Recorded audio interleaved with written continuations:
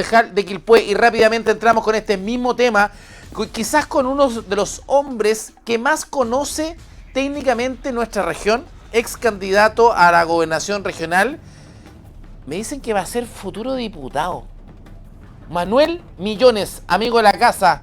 ¿Cómo está, Manuel? Bienvenido, buenos días. ¿Cómo está, Jorge? Escuchaba con mucha atención al concejal Aranda y comparto su análisis, ¿no? Y ciertamente ese error que cometió el Ministerio de Vivienda, hoy día tenemos lo dijimos en su minuto y ustedes también lo publicaron. Aquí las personas deberíamos haber, si creemos en la libertad individual, ¿no es cierto?, que es lo que hemos consagrado nosotros como sector político, deberíamos haber permitido que las personas tú le entregaras un reintegro a lo que ya hubiesen invertido. Hoy día tratar de subsanar, como bien se señalaba acá en la nota, que aquellas casas que la gente partió, llegó antes que el gobierno, no pudo esperar, con ayuda propia, con particulares, con bingo, se endeudaron y construyeron. Eso fue a los pocos meses, la gente hizo un esfuerzo. Entonces, que hoy día te establezcan esta exigencia de cumplir con la ordenanza. Aquí hay otros mecanismos, si se requiere mecanismo legislativo, una ley del mono, hay que sacarla. No le puedes seguir grabando a las personas o colocándole más complicaciones que la que ya tienen. Es lamentable lo que viven las personas, llega otro invierno más y va a tener que subir las consecuencias del rigor de la lluvia y del frío. Manuel, tú que estás metido, bueno, muchos años y tienes conocimiento técnico y conoces muy bien cómo funciona también el mundo político. ¿Por qué el ministro Montt está actuando así? ¿Por qué? Porque en el fondo cuesta creer que el ministro... Primero, los subsidios en montos son más bajos de lo que realmente cuesta una vivienda. Segundo, se entregan los subsidios prácticamente, que es este papel, ¿cierto? Sabiendo que la persona a lo mejor no lo va a poder cobrar nunca. ¿Por qué el ministro está haciendo esto? Mira, yo lamento mucho que el ministro Montt, que era un parlamentario serio, un gallo que era muy serio y respetado en las áreas que él manejaba, que manejaba muy bien el tema 100 de vivienda, hoy día le haya quedado grande el cargo, eso digámoslo, y no ha tenido la capacidad de poder resolver o abordar las preocupaciones que ha planteado la ciudadanía, incluso autoridades comunales. Esto es un tema, no es un tema de derecha a izquierda, es un tema de sentido común. Claro, la gente va a decir, cumplimos, entregamos cumplimos con la meta, Claro. entregamos certificados. Y van Pero a si eso, cometer los mismos errores. justamente eso, Manuel, es lo que está haciendo el ministerio. El ministerio lo que está haciendo van a hacer es lo mismo que justificando su criticaron pega, ellos. entregando carpeta. Así es, entonces tú vas a entregar, si hemos cumplido la meta, colocamos tantos subsidios. Sí, pero la verdad que no hay ninguna casa construida. Entonces es lamentable la situación por la familia, porque además claramente este problema se lo traspasan al próximo gobierno. Y el próximo gobierno tiene que crear una mochila muy pesada, porque las particularidades de cada zona quemada es distinta. ¿Ya? Sí, acuérdate que además hay mucha gente que vivía en tomas, y que se les quemó su vivienda y por tanto esa gente no tiene derecho porque estaba en una situación irregular. Entonces había gente propietaria, había gente arrendataria, había gente que tenía una casa y la tenía arrendada, que tampoco tenía derecho. Entonces hay muchas dificultades en cómo abordar. Y claramente el ministerio no ha dado el ancho. Esa es la verdad. Lamentablemente por el ministro que hubo muchos momentos de tensión de sacarlo, ¿no es cierto? ¿Te acuerdas tú?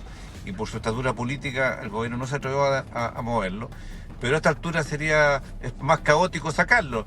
Lo que importa de verdad es que al menos entregue certeza. Si vas a entregar 100 casas, que sean 100 casas reales, construidas, pero no en papel como ustedes muy bien le han puesto en titulares, una reconstrucción en papel o de cartón. Ahora, Manuel, cuando nosotros hablamos, cuando el ministro dice en una cuña textual, señaló que 566 casas están en ejecución y ya han sido entregadas a damnificados del mega incendio 2024, dando cuenta de una nueva etapa. ¿Está mintiendo el ministro directamente? Bueno, yo no las veo. Yo no sé si alguien del gobierno local podría validar esa cifra, ¿no? Recuerda además que se encontraron con un problema adicional en el campamento Manuel Busto, que estaba por un problema de límites, y por tanto no se podía resolver toda la situación de Manuel Busto porque se hizo mal la pega anteriormente y por tanto estaban en terrenos ajenos. Ojo. Entonces, estas cosas hay que decirlas con la verdad, hay que actuar con la verdad. Y las personas y pobladores van a entender. Pero cuando te dicen cosas que no son reales, la gente se molesta y se indigna, al margen de la solución de las personas que fallecieron, ¿no? Entonces yo creo que esto va a terminar en obviamente va a ser tema campaña, lamentablemente, de esta campaña que viene, pero a mí me preocupa mucho más la familia, que van a tener un papel y su casa no va a estar. Ahora, Manuel, si nosotros nos vamos a la operatividad técnica de la región, olvidemos el ministerio, vamos a la región, ¿qué puede hacer el gobernador realmente? ¿Qué puede hacer el CORE? Mira, pero te quiero decir lo siguiente, hubo muchas propuestas que incluso entregó la Cámara de la Construcción. ¿Ya? Por ejemplo, ministro, aquí tiene 1000 soluciones habitacionales construidas, ¿ya? Le bajamos el precio, había un sobrestock, Jorge, ¿ya? Tú manejas harto el tema ahí, Sí. por tu publicidad. Había un sobrestock. Le dice al ministerio, esas son viviendas de 19 que cuestan más cara, nosotros le rebajamos el precio y aquí tiene 1000 soluciones de inmediato. Era una alternativa al tiro. Tú podías reubicar la familia con viviendas de mejor Era calidad el inclusive. 25% de la solución, po. Sí, y lo rechazaron. Recibieron Pero conversaciones, como, a entonces ver, Manuel, hubo alternativas. le ofrece al gobierno las 1000 casas y el gobierno la rechaza por un sobreprecio. A lo mejor estaba muy cara, ¿o no? No, es que esto está estandarizado los valores. Si son en el fondo, ¿qué se hizo? Se juntó la oferta en la región ¿Ya? y se concluyó que habían 3000 viviendas disponibles, stock, de S19. Ahora, Perfecto. ¿qué gana el propietario? La empresa. Que las vende de una, po. Tienes un stock Sí. que las vende de una y no te va a esperar 5 o 6 años porque con la tasa de interés que subió, también un negocio va al privado. De inmediato saca su stock y queda con capital para poder seguir construyendo, ¿no? Exacto. Entonces era un negocio para ambos, para el gobierno y para el privado, y no fue desestimado. ¿Ah? Y yo lo conozco muy bien porque a mí me abordaron de la Cámara para plantearme esta inquietud, esta propuesta, y me pareció interesante, pero ojo, esto no es nuevo, esto se usó el 2014, Jorge. Cuando se quemó Valparaíso, ¿Ya? se metieron cerca de 500 viviendas en Villa Alemana. ¿Ah? Y por lo tanto, de inmediato tú respondiste a un porcentaje relevante de Y familias me damnificadas, que acuerdo, fueron y se 3000. trasladó a ¿Ya? mucha gente de Cerros de Valparaíso a Villa Alemana, a casas nuevas. Así, Villa Alemana y Viña del Mar y San Felipe. Entonces, ya es un momento que el ministerio lo hizo, ¿ya? Entonces, no es una cosa nueva. Pero acá se encontró que no era la fórmula adecuada y hoy día seguimos esperando. Ojo, yo creo que el gobierno que viene va a hacer esa alternativa, porque tú de inmediato hay sobrestock. Hay una cantidad de stock de importante de viviendas de 19. Te puede salir un poquito más caro porque no es 49, pero la diferencia está, ojo Jorge, la diferencia está en las terminaciones. Tú sabes que dentro de los edificios de integración social de 19, tú construyes un 20% para vivienda familia social y el otro 80% para que paga más caro. Pero la diferencia está solamente en las terminaciones. ¿Ah? Entonces tú le puedes dar una vivienda de mejor calidad a estas familias que perdieron todo. Bueno, y podrías quedarte con el terreno y podrías resarcir un poco los recursos.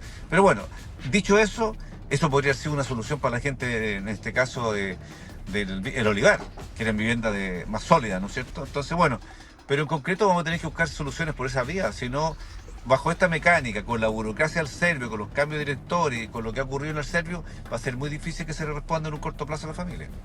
Sí, lamentablemente justamente lo que tú dices, Manuel, es eso. Y lo que te preguntaba directamente lo que puede hacer el Consejo Regional, el CORE, porque Belén Paredes, hay un decreto que a la Seremi Belén Paredes, ella es la responsable política de la reconstrucción.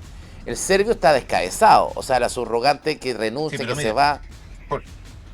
Jorge, el CORE ya puede hacer mucho, ya hizo una importante el año pasado, antepasado, aportó 5.000 millones de pesos para más de 3.000 soluciones que estaban deficitarias. No le alcanzaba el subsidio porque habían obras de arte, alcantarillado que salían más caros. Sí, el Consejo Regional tiene un convenio de programación para apoyar el tema habitacional, ¿ya? La solución habitacional. Por lo tanto, perfectamente en esta línea pudiera ser un cofinancista de lo que estoy planteando yo, bajar los stocks. ¿Ya? Porque si nos entramos al mecanismo que tiene hoy día el serbio, olvídate, 5 años más por lo menos. Entonces tenemos que buscar una alternativa. Ya se financió, ojo, esto es muy importante, el CORE puso 5.000 millones de pesos al mismo para que pudiera cumplir la meta, y proyectos que estaban con subsidio en la mano no se podían empezar a construir porque habían obras faltantes que no se cubrían necesariamente con el subsidio. Vamos a ir a buscar a nuestra mesa de trabajo y vamos a ir a buscar a la Cámara Chilena de la Construcción justamente para saber cuánto es el stock de la región. Y para saber si se puede, y claro, lo que usted dice, con ese, tenemos un subsidio hoy día, ¿cierto? Y a lo mejor el CORE podría colocar este cofinanciamiento y se podría llegar a lograr y tener la solución. Porque ya se hizo, porque el año pasado el CORE financió proyectos que estaban con déficit y no podía, con ese subsidio no alcanzaban a ejecutar las obras, y el CORE ya aportó 5.000. Entonces está el ejercicio, no hay nada que inventar.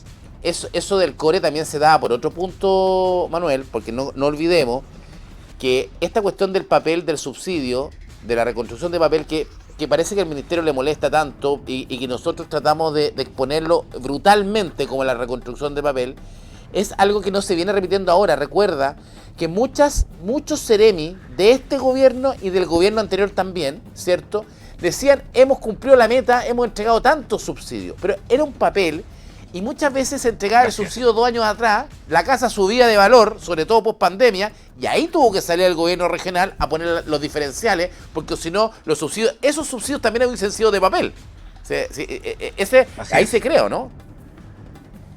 Se produce ese déficit o a veces malas estimaciones, porque que el serbio valida un proyecto, saca mal las cuentas y después te encuentras con obras que no estaban planificadas, con imprevisto, roca, y por tanto esa roca significa que haya movimiento de tierra. Mira, hay una gran dificultad que tenemos en el serbio, porque lo que tú indicas, cuando los proyectos se califican técnicamente, pasa tiempo y se produce este déficit, ¿no? Que tú dices muy bien. El déficit por situaciones cuando fue evaluado y cuando tú construyes, se produce un diferencial. Nunca a la baja, siempre es al alza. Siempre al alza. Y siempre los proyectos, Jorge, en todos los gobiernos los proyectos piden más plata, todos. ¿Y qué es lo que ocurre ahí? Hay muchas obras que quedan paralizadas en espera que el Ministerio de Santiago autorice, porque obviamente esto no es chica de tirar, se autorice que efectivamente se verifique que las condiciones cambiaron.